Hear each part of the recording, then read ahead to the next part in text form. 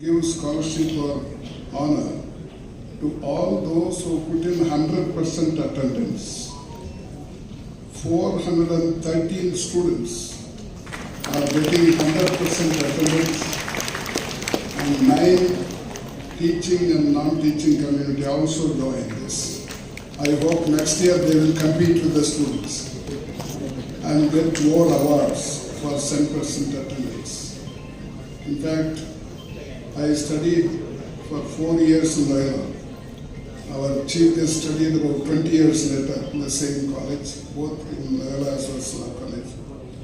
And in all the 4 years, 2 years BA and 2 years MA, I had 10% attendance for 4 years. I want many of you to do this. It is possible. And I would like the teachers also to be a model. Unless it is absolutely necessary, don't go for a holiday.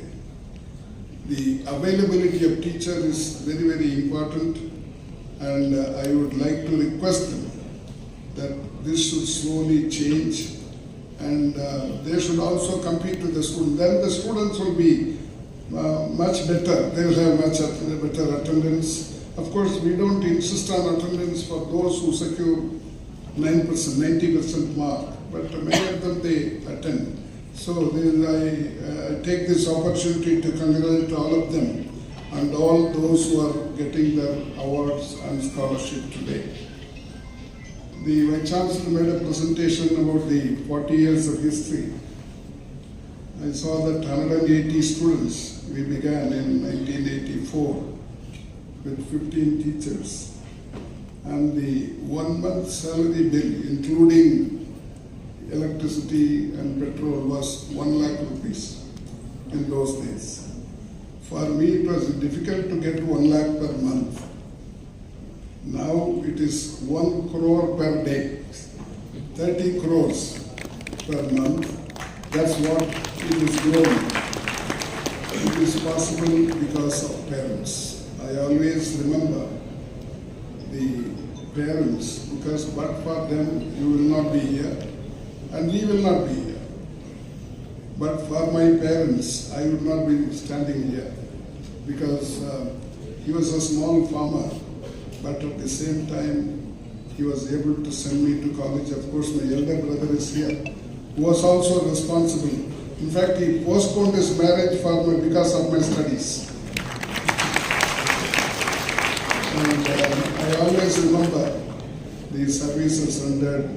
It can't be service, they consider it as a duty to educate their son. And that's what is happening all over the country.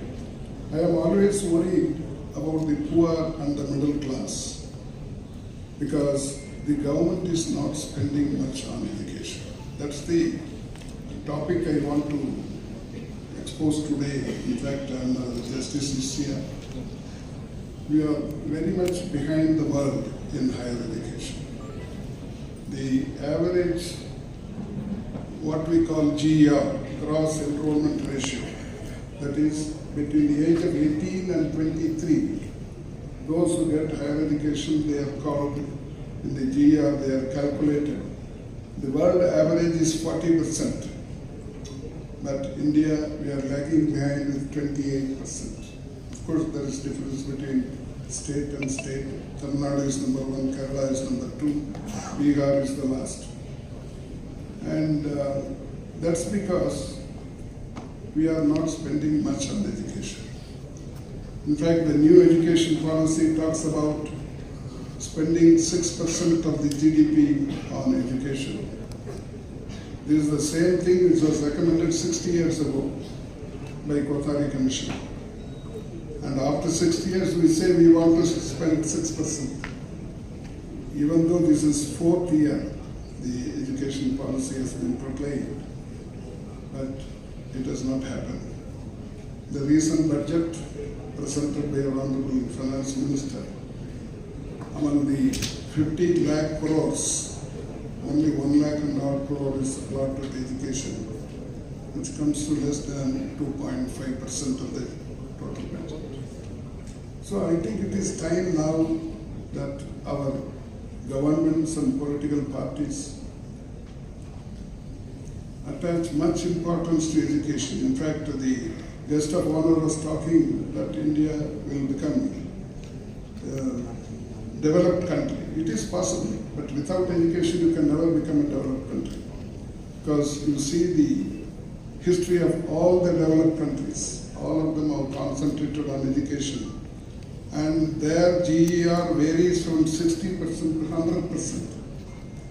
That's what we want in this country. And it means that unless the poor and the middle class are taken care of, they cannot have higher education. And how is it possible?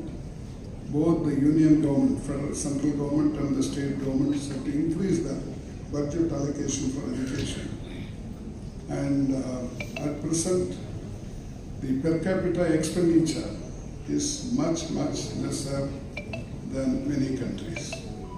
To give you a concrete example, the OECD countries, their average is $17,000 per annum, per capita expenditure on higher education.